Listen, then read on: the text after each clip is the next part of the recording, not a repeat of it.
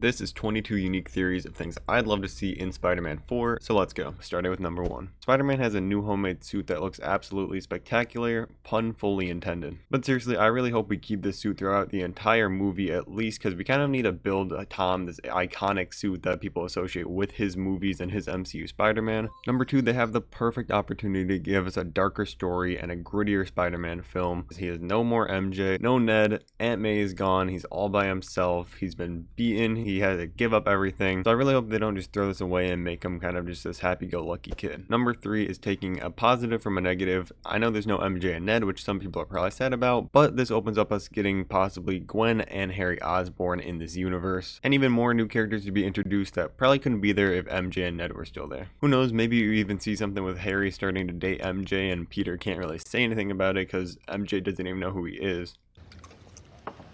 So good.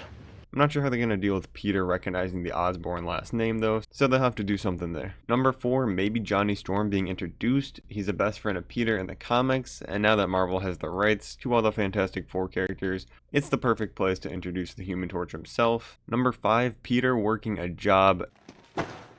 Pizza time. Aunt May is dead. Happy and the other Avengers don't even know who he is anymore. And he has this apartment and he's going to be going to school, so he's going to have to pay it off somehow. I know a lot of people want to see the Daily Bugle again where he's taking pictures, or maybe like the pizza job just for a throwback. They're crap. Crap. Mega crap.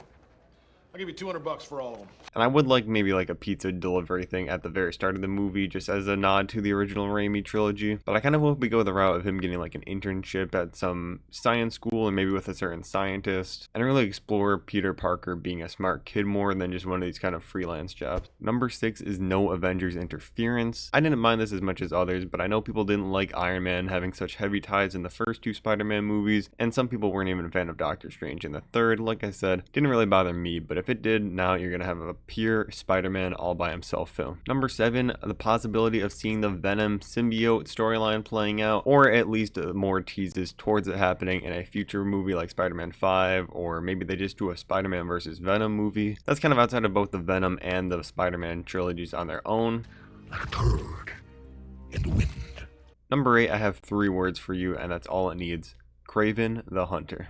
Number 9 is bouncing off the last point, which is only 3 words. The potential of Spider-Man actually losing the fight at the end of this film and having to make a comeback in Spider-Man 5. Because if Kraven is the villain, Kraven famously defeats Spider-Man in the comics. And whether it's Kraven or someone else, I could definitely see something happening where now that we have this kind of darker, more mature Spider-Man film, and plus they've already kind of done partially this with Far From Home, where he kind of wins and then loses after Mysterio reveals his identity. So I could see us now just getting a fight where Spider-Man just straight up loses and he is completely defeated at the end of this film. Number 10, the return of Donald Glover's Aaron Davis, aka the Prowler. Come on!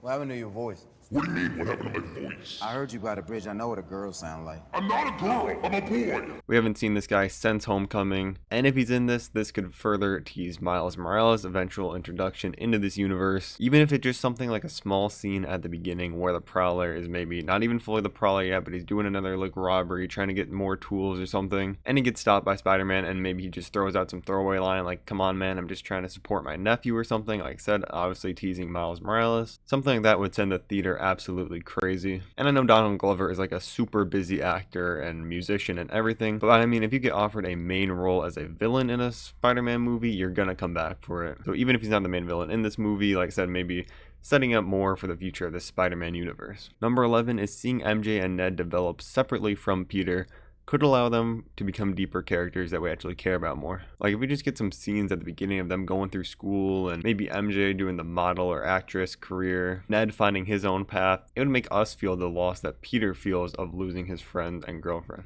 But now that we are halfway through, let me know your favorite theory that I've said so far, and tap that like button for me. And let's move on to number 12, which is seeing more interaction with the city and civilians, because the people of New York haven't really had much of a role in comparison to the other Spider-Man films before. And while this is kind of easy to fall down a very cheesy route, I would just like to see the city become a little bit more alive. Even small little scenes like the LARPers in Hawkeye, where they are just doing their own thing and then they kind of have a role in the final. It's nothing major, but they're just there. It helps just make the city feel more alive, and New York is a very lively city, so hopefully we get to see more random civilians getting some roles. Number 13 is more iconic side villains that are just in minor fights, like Scorpion if he's not going to end up being the main villain, Shocker actually being the Shocker this time, and the Chameleon are just 3 that I'd like to see. Number 14 is getting to see Peter's college life and him showing off his smarts more. Impressive. Your parents must be very proud. Because we've seen glimpses of his smarts in Homecoming, and No Way Home, obviously he defeats Strange using math, and that's his smarts. So it's time to delve a little bit deeper in that, because I know this Peter Parker is very smart, but we haven't gotten the full potential of seeing it yet. Number 15, a Daredevil team up. They've teamed up countless times in different comic lines, and since he was first introduced into the MCU in Spider-Man No Way Home, I think it would be very fitting if he has a big role in the next Spider-Man film. And plus, we're probably at least 3 years off from the next Spider-Man film, so we'll have plenty of time to develop Daredevil as the Daredevil we all know and love in the MCU before that time. Number 16 is another Spider-Man or Spider-Woman. So if you don't know what I'm talking about by this, Silk is one example. It's another Spider-Woman in the comics, and she already exists in the MCU. She has a slight cameo as her human form in Homecoming.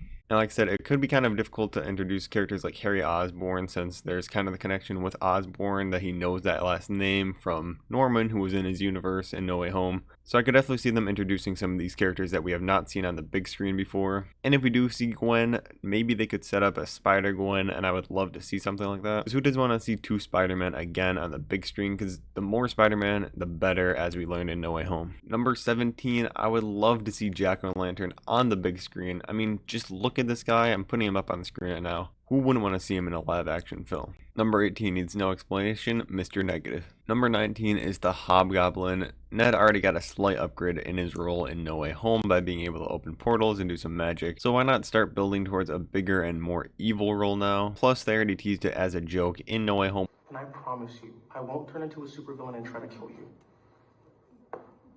And that was an obvious nod to him eventually becoming the Hobgoblin. Number 20 is pretty far-fetched, but a Kate Bishop cameo. Kate's reaction to the superhero world reminded me a lot of Spider-Man's reaction to it in Civil War. Now that he's kind of been broken and lost everything, I feel like he could use someone that's very cheerful like Kate to team up with. Number 21 is Kingpin either as the main villain, expanding the criminal and mob world in the MCU, or just Fisk being set up as the mastermind and the main man behind the entire next Spider-Man trilogy. And last but not least, number 22, Black Cat introduced into the MCU. With Peter single and alone now, he might be willing to give Felicia Hardy a chance, because he realized that she wouldn't be in the same danger as an MJ or Gwen would be, because Black Cat can actually defend herself. Plus, now that he's going to be in college for this trilogy, it's time to slowly get away from the kid-like Spider-Man we've had in the first 3 MCU films and get to some more mature storylines. If you want to hear more about the Kingpin and Black Cat theories, make sure to click on this video on screen now, or check out my video essay on Peter's MCU origin story.